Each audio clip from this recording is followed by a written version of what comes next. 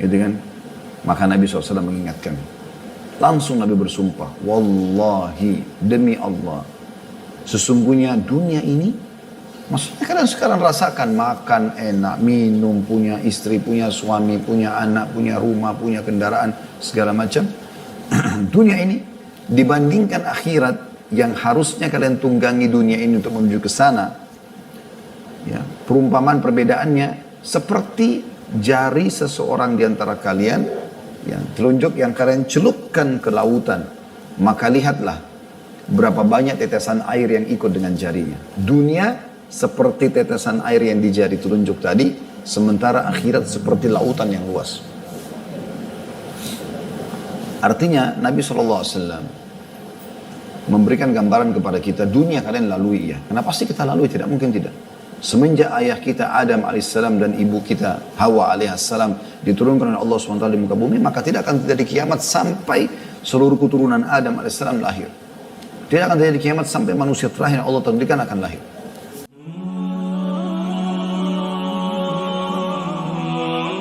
Assalamualaikum warahmatullahi wabarakatuh.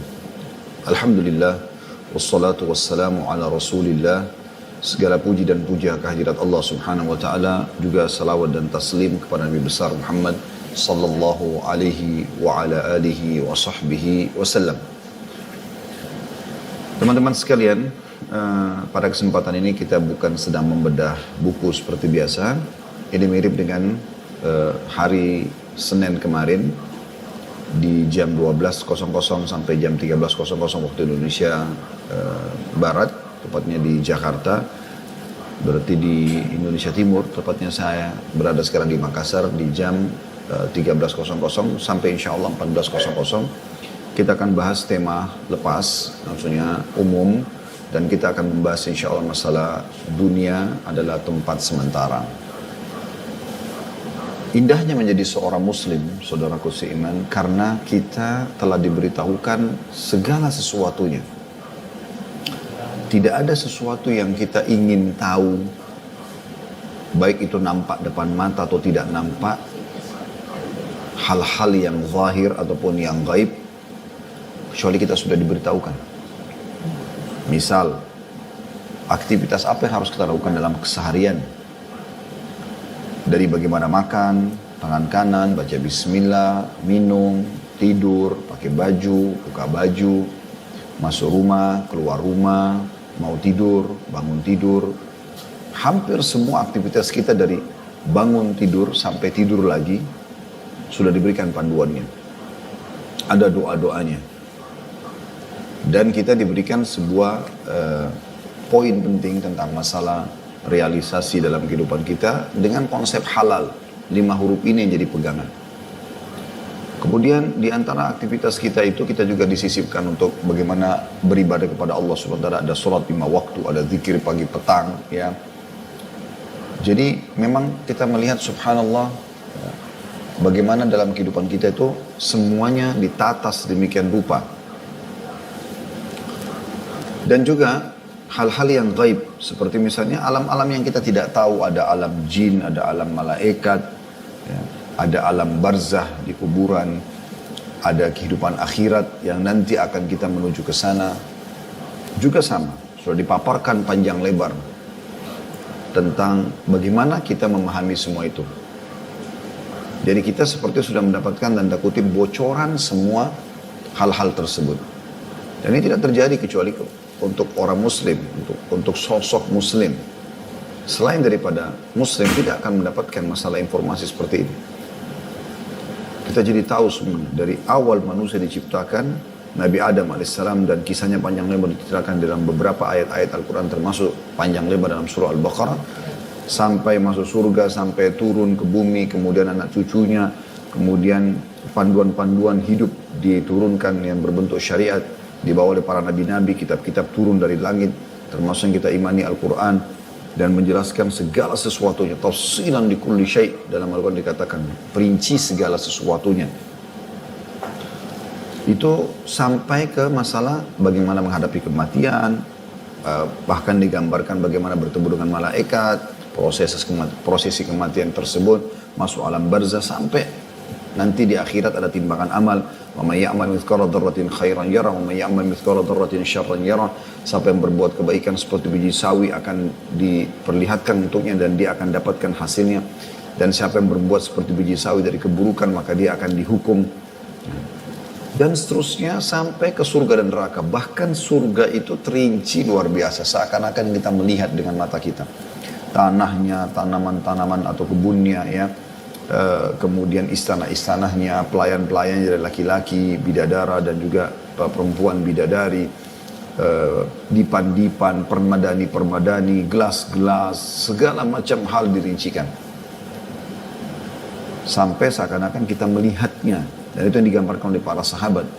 Jadi kalau Nabi SAW menggambarkan tentang surga, seakan-akan mereka melihatnya. Menggambarkan tentang neraka, seakan-akan mereka melihatnya. Dan ini sebuah karunia yang luar biasa teman-teman sekalian. Termasuk yang dirincikan di dalam agama Islam, dan ini sebuah karunia yang luar biasa, adalah bagaimana kita mengenali hakikat daripada dunia yang sedang kita lalui ini. Kalau Anda merenungi, dan insya Allah akan kita sampaikan nanti beberapa gambaran tentang masalah itu ke depannya, 1 jam ke depan ini insya Allah. Mudah-mudahan ini bisa memberikan gambaran kepada kita, seperti apa sih sebenarnya dunia ini yang sedang kita lalui. Dan apa tujuannya kita ada di sini. Apa sebenarnya rahasia kenapa banyak sekali manusia-manusia sebelum kita, yang pada saat kita lewat di kuburan, mereka sudah masuk dalam tanah.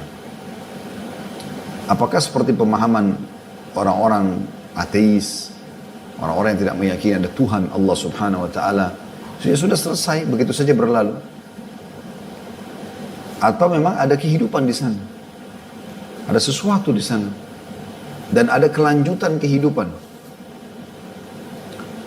Maka kebahagiaan bagi seorang muslim, mereka tahu semua masalah itu. Tidak tertutup apapun. Dan kalau kita paham itu teman-teman sekalian, nanti kita akan lihat prestasi-prestasi dunia akan kita kejar, tapi tidak menutup ya, atau bahkan itu ditunggangi untuk mendapatkan yang terbaik di kehidupan abadi di akhirat sana. Allah Subhanahu wa taala sudah menciptakan segala hal yang berpasang-pasangan. Seperti ada muda, ada tua, ada laki-laki, ada perempuan, ada kaya, ada miskin, ada lapar, ada kenyang, gitu kan. Ada sakit, ada sehat. Ya. Seterusnya begitu, ada hidup, ada mati. Ya. Kemudian ada dunia, ada akhirat, ada surga, ada neraka. Ini adalah sebuah sunnatullah, sistem yang sudah Allah ciptakan. Dan ini teman-teman sekalian, kalau kita pahami dari awal kita jadikan sebagai pondasi hidup kita, kita jadi tahu, oh ternyata sebagaimana sekarang saya sehat, satu waktu saya bisa sakit. Dan pada saat sakit, kita yakin lagi, saya akan sehat. Ini selalu berpasang-pasangan. Sebagaimana juga kita sekarang hidup, kita tahu kita akan mati. Nanti kita akan hidup lagi. Tapi di akhirat sudah Allah Subhanahu wa taala pastikan tidak ada kematian lagi, karena Allah berfirman dalam Al-Qur'an, a'udzubillahi minasyaitonir rajim, la yadzuqunal mauta illa mautatal ula. Mereka tidak akan merasakan kematian kecuali yang pertama saja. Seperti itu. Baik. Saya mengajak di awal pembukaan kita teman-teman sekalian ini merenungi dan mentadabburi ayat-ayat Al-Qur'an. Saya minta teman-teman membuka aplikasi Al-Qur'an di handphonenya dan kita sama-sama coba melihat surah Al-Hadid ayat 20. Ya. Saya pun akan buka surah Al-Hadid ayat 20. Al-Hadid ini besi ya, bicara tentang besi. Surah nomor 57 ya. Surah nomor 57 dalam Al-Qur'an, dibuka ayat 20-nya ya. Saya akan bacakan insyaallah. A'udzu billahi minasyaitonir rajim. Allah memberikan gambaran kita di sini tentang kehidupan dunia ini supaya kita kenal, tahu seperti apa sih kehidupan dunia ini, kenapa kita ada di muka bumi ini, gitu kan? Apa yang harus kita lakukan? Ya. Di antaranya ada penjelasan dalam ayat ini. Kita dengarkan, saya akan baca Al-Hadid sekali lagi, surah nomor 57 ayat 20 ya. A'udzu billahi minasyaitonir rajim. I'lamu annamal hayatud dunya la'ibun wa lahwun wa zinatun wa tafakhurun bainakum wa takathurun fil amwali wal aulad. Kamathali ghaithin a'jabal kuffara nabatuhu thumma yahiju fatarahu musfarran thumma yakunu hutama. Wa fil akhirati azabun syadidun wa maghfiratun minallahi wa ridwan. Wa mal hayatud dunya illa mata'ul ghurur. Ketahuilah kata Allah. I'lamu. Pelajarilah, fahamilah, kenalilah. Itu masuk dalam makna semua sama. Bahwa sesungguhnya kehidupan dunia ini hanyalah permainan dan suatu yang melalaikan, perhiasan dan bermegah-megahan antara kamu serta berbangga-bangga tentang banyaknya harta dan anak. Itu umumnya yang terjadi. Seperti hujan yang tanamannya mengagumkan para petani. Begitu sudah tumbuh tanamannya, sudah mulai indah, kemudian tanaman itu nanti akan menjadi kering. Dan kamu lihat warnanya kuning, kemudian menjadi hancur. Dan di akhirat nanti ada azab yang keras dan ampunan dari Allah serta keridoannya.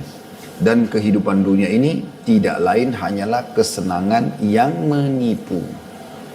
Kesenangan yang menipu. Coba kita renungi sama-sama ayat ini. Allah mengatakan ketahuilah bahwa sesungguhnya kehidupan dunia ini hanyalah permainan. Seperti game, permainan. Ya. Ada start, ada akhir. Seperti itu. Dia akan sangat berbeda dengan kehidupan akhirat yang memang awal segalanya. Akhirat itu. Karena tidak ada lagi akhirnya. Allah mengatakan tentang akhirat khalidina fiha. Kekal di dalamnya. Selalu begitu. Ayat tentang surga berbunyi khalidina fiha. Khalidina, kekal selamanya di dalamnya. Berbeda dengan dunia, Allah mengatakan permainan. Dan sesuatu yang melalaikan. Kalau kita tidak cari aktivitas yang menyibukkan diri kita dengan hal-hal yang positif, kita pasti akan lalai. Perhiasan dan bermegah-megahan antara kamu. Orang mengejar tentang baju baru, mobil baru, rumah baru, mana yang terbaru, HP baru. Seperti itu orang di kehidupan dunia, diberikan gambaran oleh Allah Subhanahu wa taala. Serta berbangga-bangga tentang banyaknya harta dan anak. Berapa tabungan kamu, berapa mobil kamu, berapa rumah kamu. Sekitar situ orang berbicara tentang masalah dunia ini. Juga berapa anak yang kau miliki, sekolah di mana, pembicaraan sekitar itu. Lalu Allah berikan gambaran. Semua itu, kehidupan dunia itu, seperti hujan yang tanam-tanamannya mengagumkan para petani.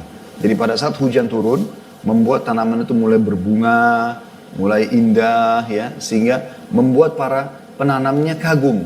Karena melihat warna-warni, ada kuning, ada merah, ada segala macam. Buah-buahannya sudah mulai layak untuk dipetik. Kemudian apa setelah itu? Kan indah tuh. Ya. Pada saat kita lihat mangga lagi berbuah, kita tunggu matangnya, begitu matang kita petik, kan indah sekali.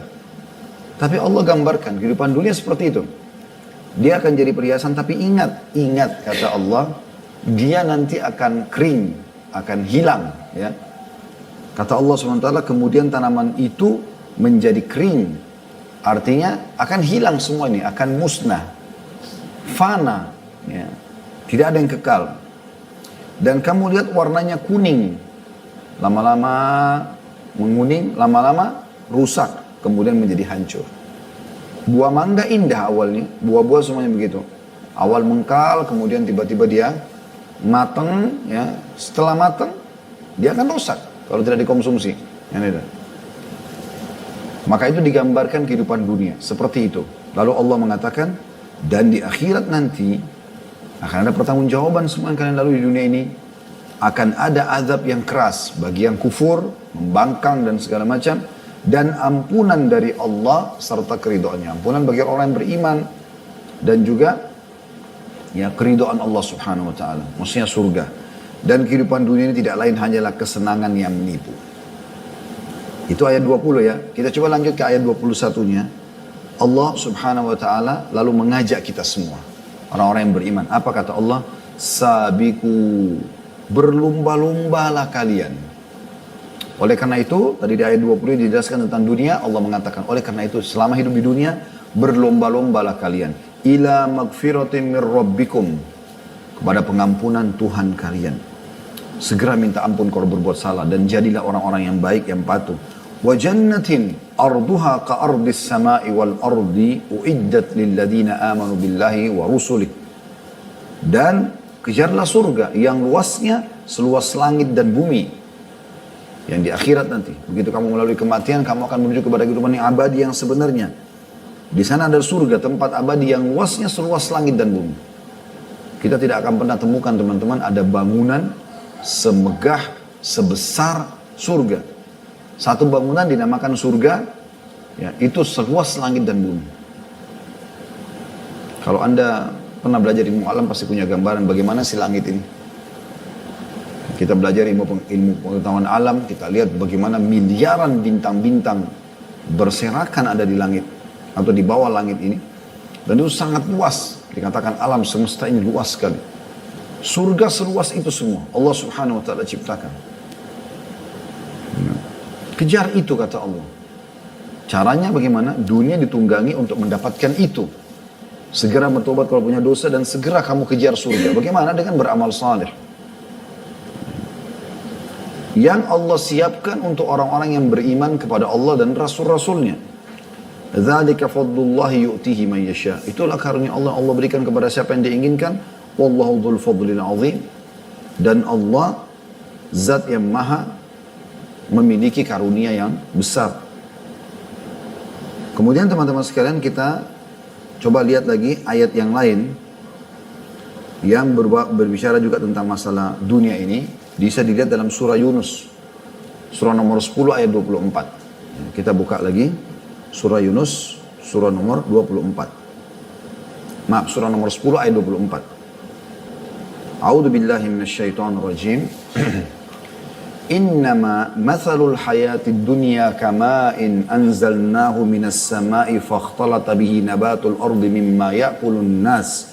مما يأكل الناس والأنعام حتى إذا أخذت الأرض زخرفها وزينت وظن أهلها أنهم قادرون عليها أتاها أمرنا ليلا أو نهارا فجعلناها حصيدا كأن لم تغن بالأمس كذلك نفصل الآيات لقوم يتفكرون. Artinya sesungguhnya perumpamaan kehidupan dunia ini yang kalian sedang lalui, kalau masih ada yang belum tahu seperti apa dunia ini. Apa sebenarnya hakikat daripada fenomena kita bangun pagi, aktivitas, sampai malam tidur lagi, besok begitu lagi. Apakah begini terus atau akan ada akhirnya? Perumpamaan kehidupan dunia ini seperti air hujan yang kami turunkan dari langit. Lalu tumbuhlah dengan suburnya karena air itu tanam-tanaman bumi. Di antaranya dan dimakan manusia, sayur-sayuran, buah-buahan, dan binatang ternak. Hingga apabila bumi itu telah sempurna keindahannya, sudah hijau, merah karena musim panen ya, dan memakai perhiasannya, maksudnya sudah sangat memukau sampai orang datang foto dan segala macam, dan pemilik-pemiliknya mengira bahwa mereka pasti menguasainya. Tiba-tiba datanglah kepadanya adab kami di waktu malam dan siang atau siang. Lalu kami jadikan tanaman-tanaman itu laksana tanaman yang sudah disabit, seakan-akan belum pernah tumbuh kemarin. Demikianlah kami menjelaskan tanda-tanda kekuasaan kami kepada orang-orang kafir. Maksudnya orang-orang yang berfikir. Maksudnya adalah kehidupan dunia ini nggak usah kalian kejar berlebihan. Karena dunia ini itu toh akan habis nanti. Seperti puncaknya, ya, indahnya pada saat lagi akan panen. Kita setampan apapun teman-teman sekalian, secantik apapun paras wajah kita, seindah apapun, semulus apapun kulit kita, ada fasenya. Dimana nanti akan kita masuk ke fase-fase mulai keriput, mulai berubah, mulai membungkuk, mulai tua, meninggal. Dan terus begitu. Bahkan dengan adanya keturunan dari kita, itu sudah tanda-tanda kematian kita sebenarnya. Berarti sudah ada generasi baru manusia akan menggantikan kita nanti. Mereka juga akan melalui hal yang sama. Ya, mereka akan tumbuh seperti kita dulu, masa remaja, kemudian menikah, kemudian punya keturunan, sama lagi meninggal, dan begitu terus. Dan ini Allah gambarkan akan ada akhirnya semua.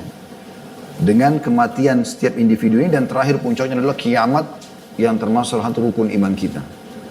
Jadi kehidupan dunia ini akan kalian lalui. Seperti itulah. Lalu kita baca ayat 25 lanjutan di bawahnya untuk menyempurnakan bahasan ayat 24 tadi. Surah Yunus. Allah mengatakan wallahu yad'u ila daris salami wa yahdi man yasha'u ila siratim mustaqim. Sementara Allah menyuruh manusia ke Darussalam, maksudnya ke surga. Tunggangi duniamu untuk mendapatkan yang terbaik di akhirat nanti, surga. Dan menunjuki orang-orang yang dikehendakinya ke jalan yang lurus. Ini kita kasih gambaran tentang, atau Allah SWT memberikan gambaran tentang masalah dunia. Kemudian teman-teman sekalian, kita akan coba melihat bagaimana gambaran Nabi alaihi salatu wassalam tentang masalah dunia ini. Pernah Nabi alaihi salatu wassalam bersabda di depan para sahabat, ya. Beliau mengatakan, wallahi, demi Allah, mad dunya fil akhirah illa mathalu ma yaj'alu ahadukum isba'ahu hadhihi fil yam falyanzur bima yarja'. Hadis sahih riwayat Muslim. Nabi SAW setelah melihat sahabat-sahabat pindah ke Madinah, mereka sudah mulai punya rumah, mereka sudah mulai punya perkebunan-perkebunan, mereka jihad dapat dua ghanimah harta rampasan perang, mereka yang tadinya belum berumah tangga sudah berumah tangga dan punya keturunan, sudah mulai makmur kehidupan, gitu kan? Maka Nabi SAW mengingatkan, langsung Nabi bersumpah, wallahi, demi Allah, sesungguhnya dunia ini, maksudnya kalian sekarang rasakan makan enak, minum, punya istri, punya suami, punya anak, punya rumah, punya kendaraan, segala macam. Dunia ini dibandingkan akhirat yang harusnya kalian tunggangi dunia ini untuk menuju ke sana. Ya, perumpamaan perbedaannya seperti jari seseorang di antara kalian, yang telunjuk yang kalian celupkan ke lautan, maka lihatlah berapa banyak tetesan air yang ikut dengan jarinya. Dunia seperti tetesan air yang di jari telunjuk tadi, sementara akhirat seperti lautan yang luas. Artinya Nabi SAW memberikan gambaran kepada kita, dunia kalian lalui ya. Kenapa sih kita lalui? Tidak mungkin tidak. Semenjak ayah kita Adam alaihissalam dan ibu kita Hawa alaihissalam diturunkan oleh Allah SWT di muka bumi, maka tidak akan terjadi kiamat sampai seluruh keturunan Adam alaihissalam lahir. Tidak akan terjadi kiamat sampai manusia terakhir yang Allah takdirkan akan lahir. Dan Allah sudah mengatur tujuan kita untuk ada di muka bumi. Dalam surah Az-Zariyat Allah menjelaskan masalah itu. A'udzubillahi minasyaitonir rajim, wa ma khalaqtul jinna wal insa illa liya'budun.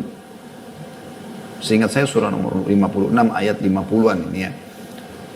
Aku tidak menciptakan jin dan manusia ada di muka bumi itu kecuali untuk menyembah kepadaku. Untuk patuh, menjalankan perintah-perintah Allah Subhanahu wa taala tujuannya, dan mengejar akhirat. Siapapun teman-teman yang menjadikan akhirat targetnya dan dia tahu dunia untuk mengejar di sana, maka dia akan mudah sekali melalui muka bumi ini karena dia tahu cuma sebentar. Para orang-orang soleh sebelum kita, para sahabat, kalau mereka sakit, mereka tahu ini dunia. Mereka kehilangan harta, mereka kehilangan orang yang dicintai, semua bagi mereka biasa saja. Yang penting jangan kehilangan tiket menuju kepada kehidupan abadi, yaitu iman dan amal saleh. Juga Nabi SAW pernah satu waktu pada saat beliau ada di satu tempat, didatangi oleh Umar bin Khattab radhiyallahu anhu. Sementara Nabi SAW tidur di atas sebuah tikar, yang tikar itu kurang lebih dari pelapa-pelapa kurma. Jadi pada saat Nabi SAW tidur, ada bekas di badan beliau SAW. Maka Umar masuk lalu menangis melihat hal tersebut. Mengatakan, ya Rasulullah, Kisra rajanya Persia, mereka di atas, dan Kaisar rajanya Romawi, mereka di atas dipan-dipan yang empuk. Mereka enak hidupnya dengan didampingi dayang-dayang yang melayani semuanya. Sementara Anda, maksud seakan-akan Anda ini nabi dan raja kami gitu. Anda seperti ini gitu. Maka Nabi SAW lagi berbaring, langsung duduk. Lalu mengatakan kalimat yang luar biasa. Beliau mengatakan, awa fi syakkin anta, ya Ibn Khattab. Apa kau ragu, hai Ibnu Khattab? Ibnu Khattab maksudnya Umar bin Khattab. Gitu. Sesungguhnya, innama lahum dunya walana al-akhirah. Sesungguhnya mereka itu orang-orang kafir yang kau sebutkan. Mereka memang menikmati dunia ini berlebihan. Sementara kita menuju ke akhirat. Artinya bagi seorang muslim, ada dia nikmati, tidak ada dia biasa saja. Karena dunia akan dia lalui. Bukan target utamanya. Orang mukmin itu teman-teman, dalam kondisi dia kaya, dia bersyukur. Dalam kondisi dia miskin, dia bersabar. Semua biasa saja bagi dia. Karena dia tahu dunia ini bukan tempat abadi. Hanya sementara.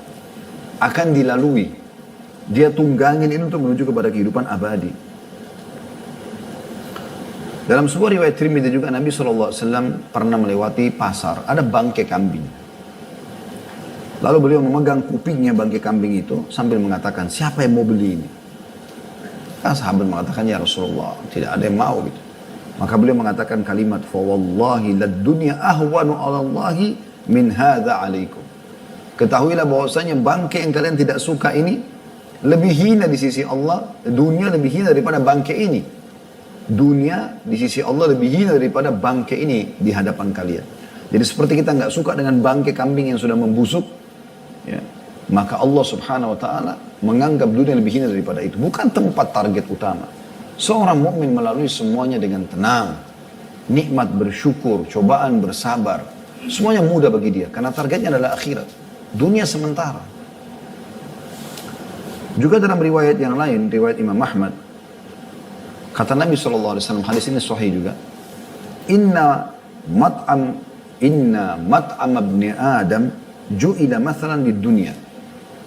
Sesungguhnya makanan anak Adam dijadikan perumpamaan oleh siapa? Oleh Allah SWT tentunya. Untuk menjadi perumpamaan dunia. Wa in kazzahahu wa mallahahu fandur ila ma yasir.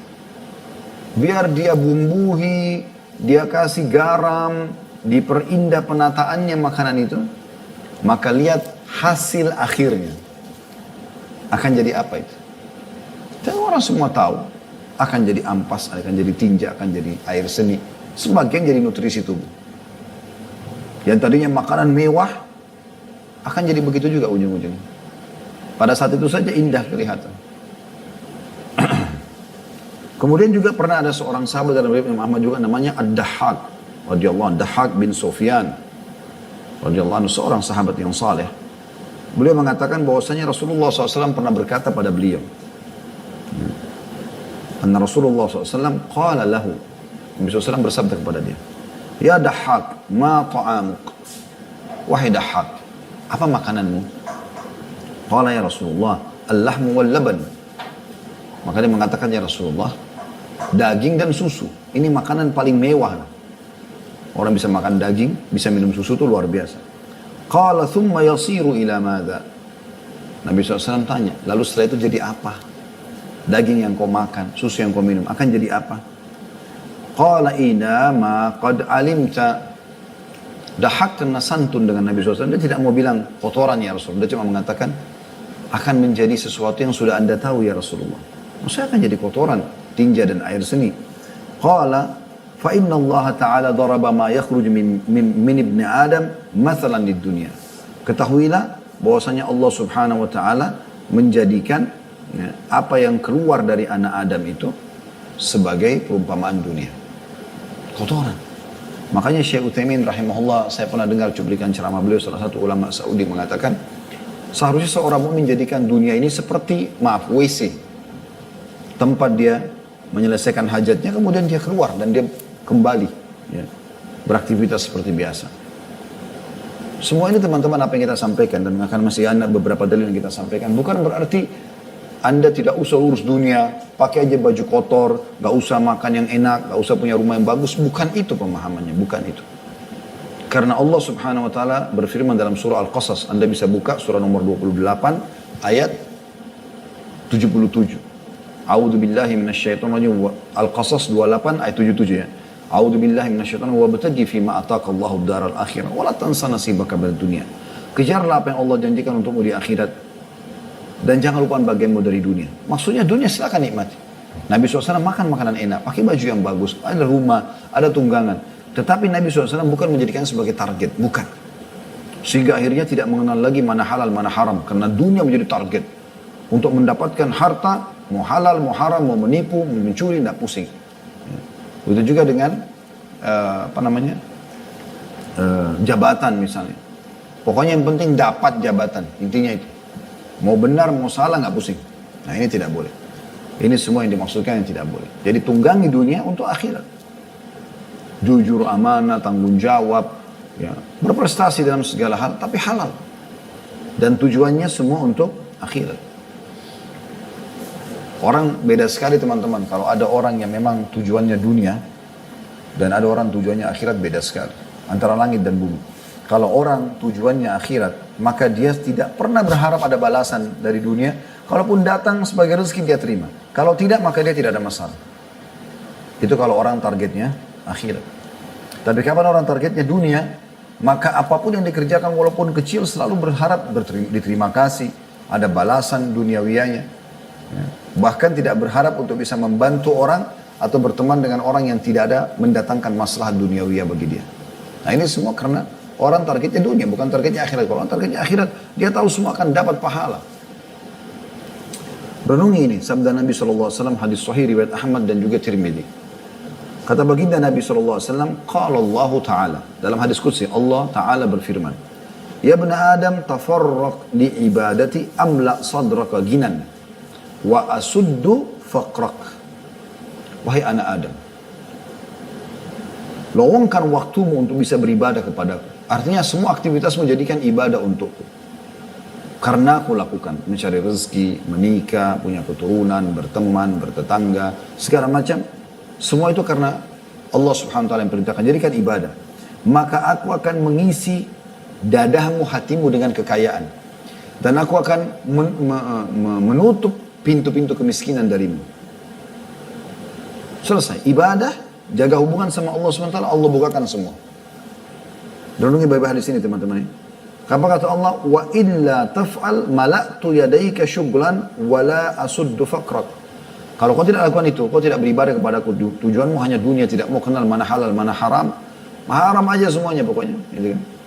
Maka aku akan memenuhi hidupanmu dengan kesibukan-kesibukan dan aku tidak akan menutupi kemiskinanmu. Dalam riwayat yang lain, riwayat Imam Ahmad dan Ibnu Majah, menguatkan riwayat yang sebelum, tapi ini lebih merincikan.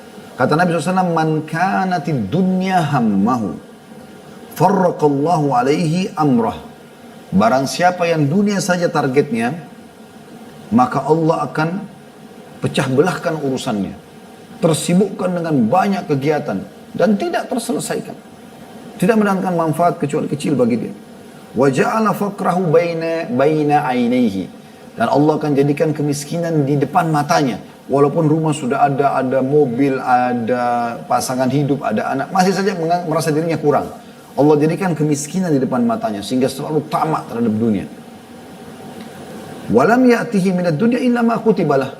Dan tidak akan datang kepadanya dari urusan dunia kecuali yang sudah Allah catatkan bagi dia. Wa man kanatil akhiratu niyyatahu jama'allahu lahu amrah. Siapa yang akhirat targetnya, dia lalui kehidupan dunia tapi untuk mengejar akhirat. Sibuk mengejar pahala, pahala dan terus pahala. Pahala setelah pahala. Sibuk. Dari buat dirinya, sholatnya, puasanya, zikirnya dan seterusnya. Dan juga bagaimana interaksi dengan orang, terus saja dia mencari pahala. Maka Allah akan satukan perkara-perkara urusannya. Maksudnya Allah akan mudahkan urusannya. Wa ja'ala ginahu fi qalbi, dan Allah akan jadikan kekayaan dalam hatinya sehingga selalu semuanya disyukuri sama dia. Wa atathu dunya wa hiya ragimah, dan pasti dunia akan datang kepadanya ya, dalam kondisi terhina. Ini fakta teman-teman. Jaga hubungan dengan Allah Subhanahu wa taala, Allah akan penuhi kebutuhanmu. Demi Allah, ini faktanya. Ini faktanya. Pada saat saya coba praktikin dalam kehidupan apa yang disampaikan Nabi SAW ini teman-teman sekalian. Padahal spesialis saya agama. Saya mengajar. Seorang guru mengajar. Biasa semampu saya. Jadi da'i. Ya. Dan terus masih belajar dan berharap rahmat Allah Subhanahu Wa Ta'ala. Tapi teman-teman, saya coba menjawabkan itu semampu mungkin agar menjadikan ini sebagai pendekatan diri kepada Allah SWT. Subhanallah, Allah mudahkan yang betul-betul. Sekarang Alhamdulillah di bawah perusahaan kami ada 115 orang yang bergabung. Tiap bulan kami harus berikan gaji. Belum ada sewa tempat usaha. Belum ada ini dan itu. Ya, segala macam kebutuhan keluarga. Tapi subhanallah yang telah memenuhi semua itu. Kadang-kadang pulang dari ceramah, ada saja penawaran tentang ini, penawaran tentang itu. Saya jadi berpikir, oh ternyata memang kuncinya sebenarnya Kita jadikan diri kita ini mengabdi kepada Allah Subhanahu wa taala. Allah betul-betul datangkan dunia dalam kondisi terhina. Datang. Kebutuhan-kebutuhan terpenuhi dengan sendirinya. Dan berapa banyak orang yang justru tujuannya adalah dunia, sibuk bangun perusahaan ini, perusahaan itu, tapi uang haram dari sana, uang haram dari sini. Subhanallah, terlilit utang sana sini, ya. Bermasalah dalam rumah tangganya, ini dan itu, anaknya nakal, durhaka sama dia. Belum lagi pada saat dia meninggal mungkin meninggalkan utang bagi ahli waris. Atau masa-masa hidup Allah permalukan. Karena hasil uang haram maka disita semua ya, rumah-rumahnya dan segala macam. Banyak hal yang terjadi. Jadi kata kuncinya sebenarnya ahammu syai'an takuna salihah.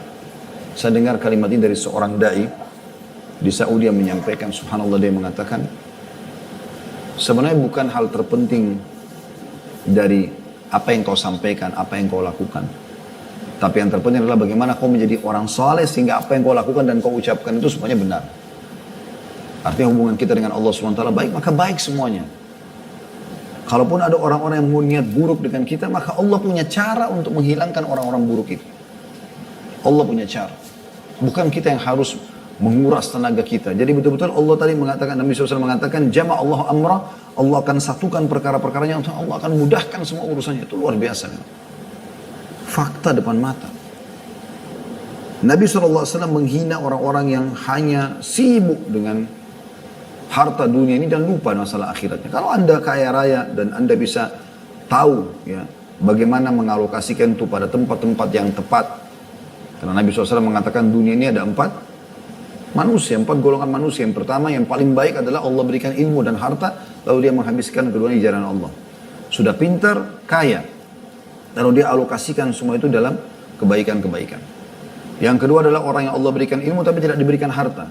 Cuma dengan ilmunya, dia berkata, ya Allah, kalau seandainya engkau berikan aku seperti yang kau berikan si fulan, aku akan melakukan hal yang sama. Maksudnya kalau engkau berikan aku harta, aku juga akan bangun masjid, aku akan begini dan begitu, bantu orang, jenguk orang sakit, umrohkan, hajikan orang, jihad dan segala macam. Maka kata Nabi SAW, mereka sama pahalanya. Golongan ketiga adalah orang yang Allah berikan harta tapi tidak punya ilmu. Kaya, ini urusan dunia saja. Nggak ada ilmunya, nggak mau belajar mana halal, mana haram. Kemudian dia pakai dalam kemaksiatan, diskotik, bar, segala macam. Maksiat kepada Allah, khamr, narkotika, perzinahan. Wa na'udzubillah. Ya.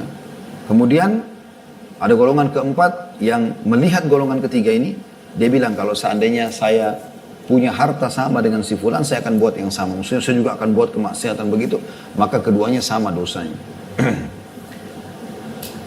Kalau orang mukmin dia tahu bagaimana hartanya harus dari sumber halal. Karena kata Nabi SAW, ta'isa abdul dinar, ta'isa abdul dirham, ta'isa abdul khamisah, ta'isa abdul khamilah. Ya. Sungguh terhinalah hamba-hamba harta ini semua. Dinar, dirham, ya. Ini semua istilah-istilah harta. In u'tiya radhi. Kalau seandainya Allah berikan dia ridho. Wa illam yu'ta sakhit. Tapi kalau dia mau lakukan sesuatu lalu Allah belum berikan, maka dia marah. Ta'isa wan takas. Sungguh tersungkur dia dan terhina dia. Wa idha syika falan taqash. Kalau seandainya dia tertusuk dengan duri, semoga dia tidak bisa selamat dari duri itu. Tuba li abdin akhadha bi'inani farasihi fi sabilillah. Sungguh beruntung seseorang hamba yang telah mengambil tali kekangan kudanya, lalu dia pergi berperang di jalan Allah. Ash'athu ra'suhu. Rambutnya penuh dengan debu. Mugbarra kadamah. Kedua kakinya penuh dengan debu. In kana fil hirasati kana fil hirasah. Kalau dia dijadikan sebagai orang prajurit biasa yang berjaga-jaga, dia berjaga-jaga, yang penting akhirat targetnya. Wa in kana fis saqati kana fis saq. Kalau dia berada di barisan belakang pun pasukan, dia tidak peduli, tidak penting bagi dia di depan atau belakang. Yang penting dia berjihad, gitu kan. Wa idza sta'dzana wa in ista'dzana lam yu'dzan lahu. Wa in syafa'a lam yushfa'. Kalau dia minta izin untuk melamar, menikah, ditolak. Kalau dia memberikan rekomendasi, tidak ada yang terima.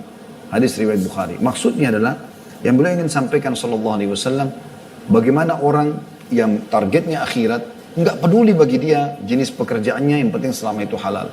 Nggak peduli jabatannya dia sebagai apa, yang penting dia ikhlas dalam bekerja karena targetnya semua akhirat. Bisa saja seorang bawahan lebih banyak pahalanya daripada atasan. Bisa saja masyarakat lebih banyak pahala daripada pimpinan. Bisa saja orang miskin lebih banyak pahala daripada orang kaya. Bisa saja. Tergantung bagaimana dia ikhlas dalam menerima amal-amalan pekerjaan tersebut. Lalu dia jadikan sebagai tunggangan untuk menuju ke akhirat. Sampai dari perkataan Ali radhiyallahu anhu tentang masalah dunia. Beliau mengatakan, irtahalatid dunya mudbirah.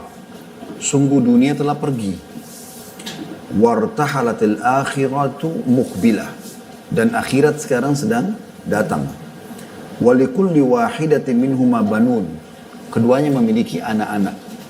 Ada anak-anak dunia, ada anak-anak akhirat. Yang kejar dunia ada, yang kejar akhirat ada. Fakunu min abna'il akhirah. Maka jadikanlah diri kalian anak-anak akhirat. Artinya kehidupan yang kalian akan datangi sekarang. Ya. Wala takunu min abna'id dunia. Dan jangan pernah menjadi anak-anak dunia. Karena akan berlalu. Gitu kan, akan ketinggalan. Fa innal yawma amalun wala hisab wa gadan hisabun wala amal. Hadis riwayat Bukhari atau riwayat Bukhari. Sesungguhnya hari ini adalah kesempatan beramal, tetapi belum ada hisabnya. Dan besok di akhirat ada hisab tanpa bisa beramal. Hasan al-Basri berkata rahimahullah, aku tahu rezekiku tidak akan diambil orang lain.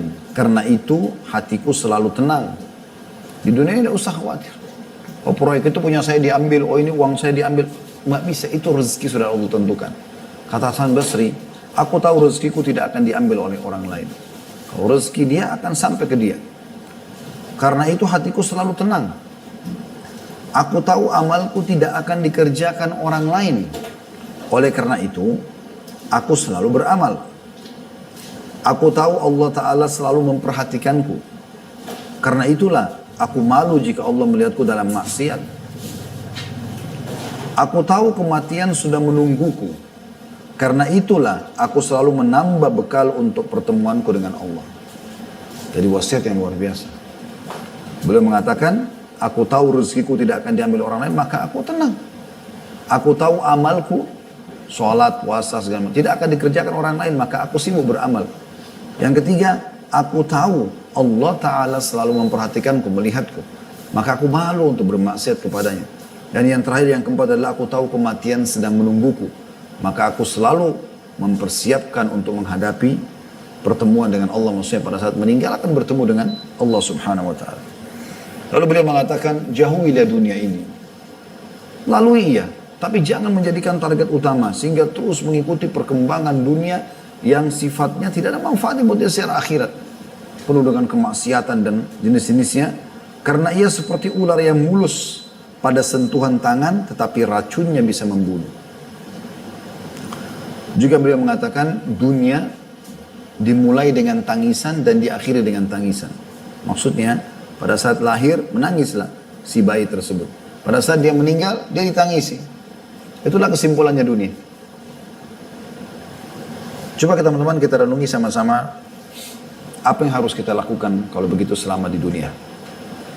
Allah Subhanahu wa taala berfirman, saya ingin teman-teman buka surah Az-Zumar surah nomor 39 ayat 54 sampai 58. Az-Zumar surah nomor 39 ayat 54 sampai 58. Saya baca dari ayat 53-nya lebih tepat ya, ayat 53-nya. Dan ini surah Az-Zumar ayat 53 adalah ayat yang luar biasa. Kalau saya melihat ini hadiah yang terbesar dari Allah Subhanahu wa taala. Surah Az-Zumar 39 ayat 53. Tapi kita akan baca sampai 58 insyaallah. A'udzu billahi minasyaitonir rajim. Qul ya ibadiyalladzina asrafu ala anfusihim la taqnatu min rahmatillah. Innallaha yaghfirudz dzunuba jami'a. Innahu huwal ghafurur rahim. Katakanlah hai hamba-hambaku, katakan hai Muhammad kepada seluruh orang-orang beriman. Hai hamba-hambaku, pesan dari Allah yang melampaui batas terhadap diri mereka sendiri. Sudah banyak buat dosa, pelanggaran-pelanggaran, kelalaian-kelalaian. Janganlah kamu berputus asa dari rahmat Allah. Sesungguhnya Allah mengampuni dosa-dosa semuanya. Sesungguhnya dialah yang maha pengampun lagi maha penyayang.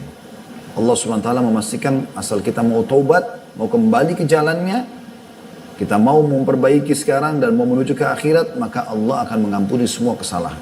Lalu Allah bilang, ini pesan 54 tentang bagaimana melalui dunia. Kata Allah, wa anibu ila rabbikum wa aslimu lahu min qabli an ya'tiyakumul adabu thumma la tunsarun. Dan kembalilah segera kepada Tuhanmu Dan berserah dirilah kepadanya sebelum datang azab kepadamu, kemudian kamu tidak dapat ditolong lagi. Artinya, segera sekarang, sadarlah setelah mengetahui tentang hakikat dunia ini, tugas-tugas kita selama di dunia, maka kembalilah segera kepada Allah Subhanahu wa taala. Ya. Lalu Allah mengatakan di ayat 55-nya, "Wattabi'u ahsana ma unzila ilaikum min rabbikum min qabli an ya'tiyakumul 'adzabu baghtatan wa antum la tash'urun." Dan ikutilah sebaik-baik apa yang telah diturunkan kepadamu dari Tuhanmu. Maksudnya Al-Quran. Hadis-hadis Nabi SAW, syariat Islam, ikutilah sebaik-baiknya. Yang halal nikmati, yang diperintahkan wajib ataupun sunnah kerjakan, yang haram jauhi, ya, yang dilarang haram ataupun makruh jauhi. Ikutilah sebaik-baik apa yang telah diturunkan kepadamu dari Tuhanmu sebelum datang azab kepadamu. Karena kau lalai, kufur, bisa datang azab dengan tiba-tiba, sedang kamu tidak menyadarinya. Karena banyak orang begitu, lalai.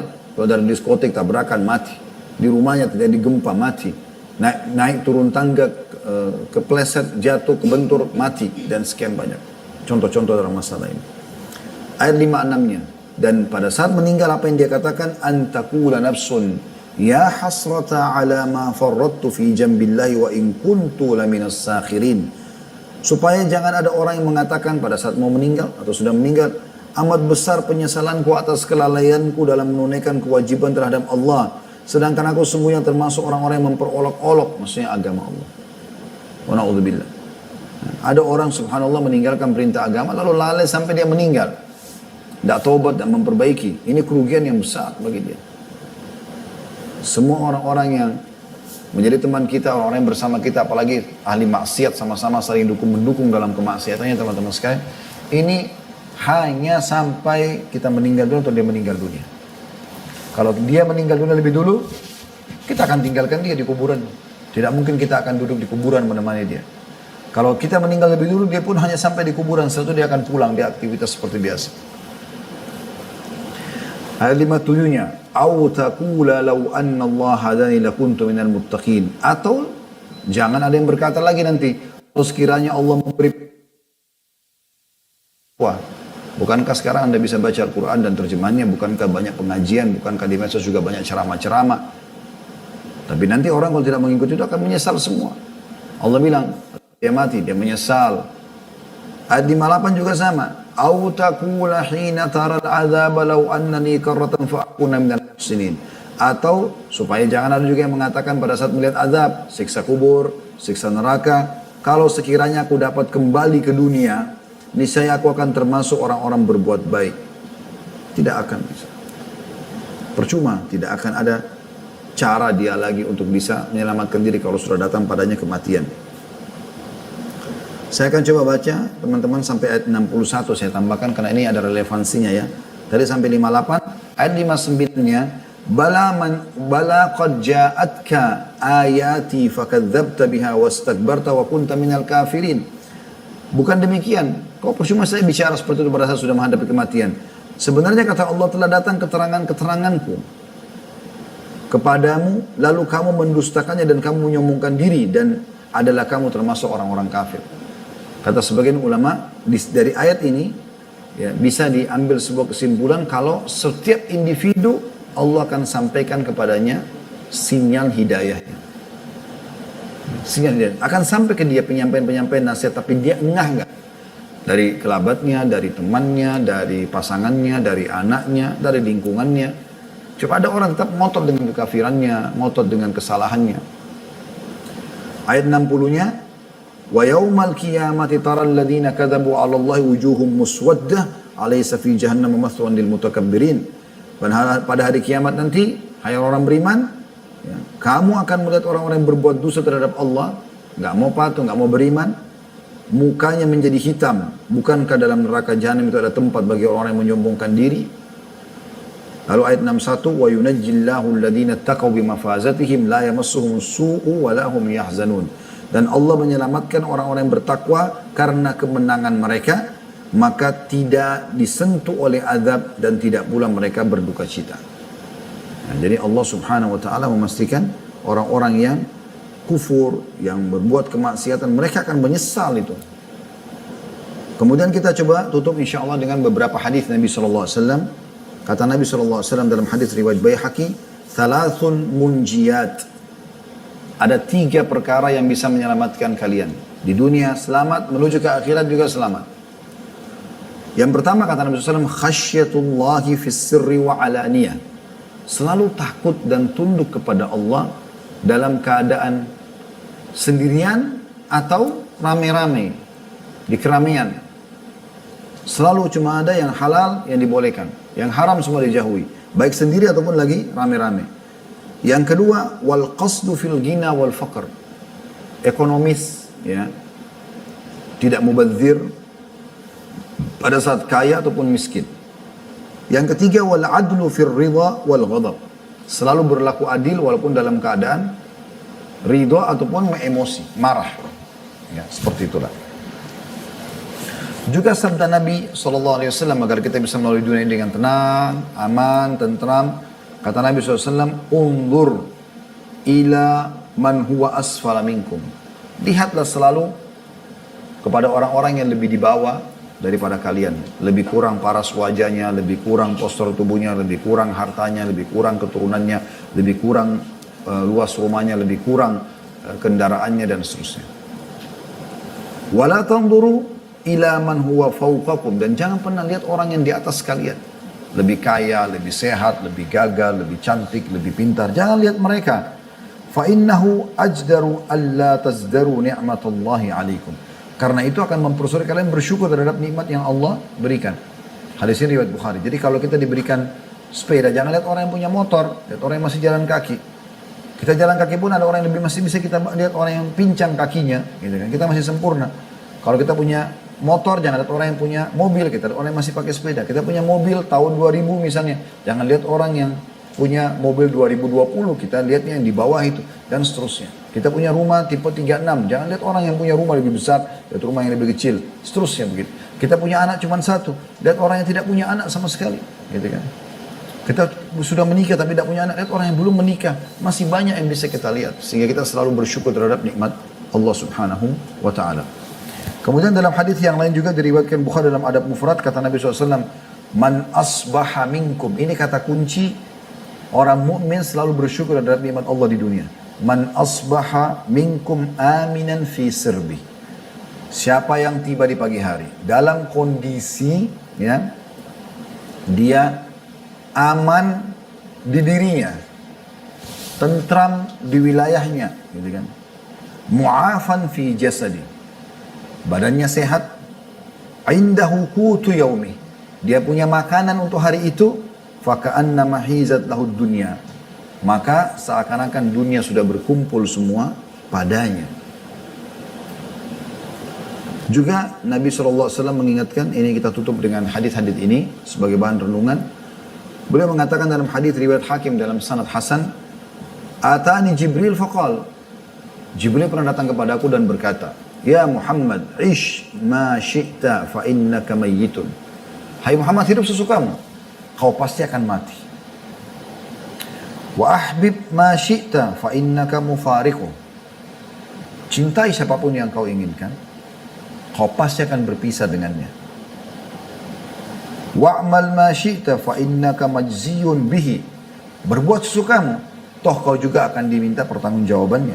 Wa'mal wa'lam anna syaraful mu'min qiyamuhu bil-lail wa izzuhu istighna'u 'anil nas. Ketahuilah kemuliaan seorang mukmin justru ini daripada salat malamnya, dan kemuliaannya juga, ya, itu dengan tidak bergantung pada manusia. Kemudian juga Nabi SAW mewasiatkan agar kita bisa lalui dunia dengan baik.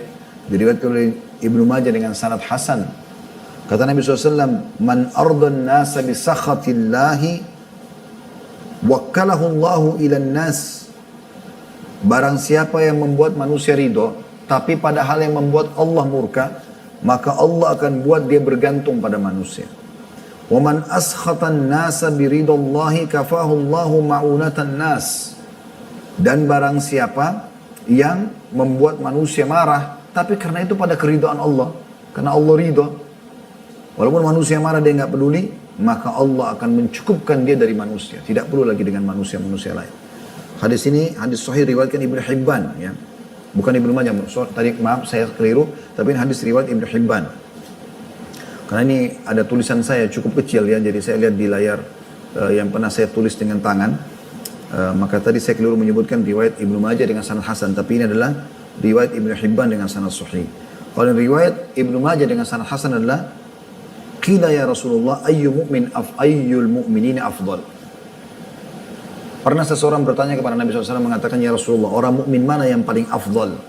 Faqala ahsanuhum khuluqa. Orang yang paling baik, kata Nabi SAW, akhlaknya di antara mereka. Qala fa'ayyul mu'minin akyas. Lalu ditanya kepada Nabi SAW, lalu orang mukmin mana yang paling cerdas? Kalau tadi yang paling baik, yang paling afdal. Yang paling cerdas mana? Kata Nabi SAW, aktsaruhum lil mauti dzikra wa ahsanuhum liman ba'dahu isti'dada. Ulaikal akyas. Orang-orang yang paling cerdas dari orang beriman adalah orang yang selalu mengingat kematian. Paling banyak mengingat kematian. Hari akhirat. Dia akan kembali kepada Allah. Dan yang paling bagus mempersiapkan apa yang akan dia bawa setelah kematian itu. Mereka adalah orang-orang yang paling cerdas. Juga dalam sabda Nabi SAW yang riwayat Tirmidzi, kata beliau, innal qabra awwala manazil al-akhirah. Ketahuilah kuburanlah awal kehidupan akhirat. Fa in naja minhu fama ba'dahu aisara min. Siapa yang lolos dari kehidupan kuburan itu, karena dia tadi banyak berbuat kebaikan-kebaikan di dunia, maka yang setelahnya lebih mudah. Maksudnya hisab di akhirat nanti. Wa in lam yanju minhu fama ba'dahu ashaddu min. Kalau tidak bisa lolos di kuburan saja, maka setelahnya lebih berat bagi dia. Qala ma ra'aitu mandaran qattun illa wal qabru afdha'u minhu. Dan ketahuilah aku tidak pernah melihat kuburan, aku tidak melihat sesuatu yang kuburan itu lebih serem daripada itu. Kalau orang dipenuhi dengan banyak maksiat, tidak sempat tobat sebelum meninggal, maka akan menakutkan sekali kuburan itu bagi dia.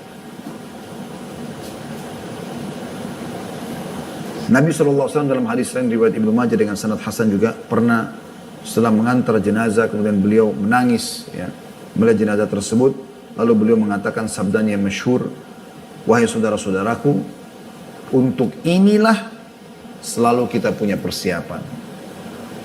Kita simpulkan teman-teman sekalian, apa yang kita sampaikan, dunia ini kita boleh laluin, bahkan kita harus lalui sampai batas ajal yang sudah Allah tentukan. Tetapi bukan untuk bermaksiat kepada Allah.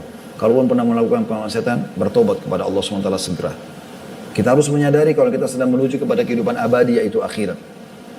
Mati itu adalah sebuah pintu yang kita harus semua akan lalui. Mau anda sehat, mau sakit, mau muda, mau tua, kita akan lalui semua. Tidak ada yang tidak melalui kematian tersebut. Untuk menuju kepada kehidupan abadi. Cuman masalahnya, di akhirat itu cuma ada dua tempat. Surga atau neraka. Anda masuk kepada kenikmatan abadi selamanya, atau anda masuk ke tempat siksaan yang selamanya juga kalau dalam keadaan kafir. Kalau bermaksiat tidak sempat tobat akan sementara, tapi juga Allahu alam berapa ribu tahun dia akan tinggal di neraka itu. Penentuan untuk menuju ke surga atau neraka adalah sekarang tempat anda di dunia ini. Anda benar menentukan di sini dan sederhana menjadi orang beriman yang patuh. Nikmati yang halal, tinggali yang haram. Kerjakan perintah, jauhi larangan. Udah, nikmati hidup, jalan saja. Sampai meninggal, dunia kita dapatkan, akhirat kita dapatkan. Dan sudah kita sebutkan banyak dalilnya tadi.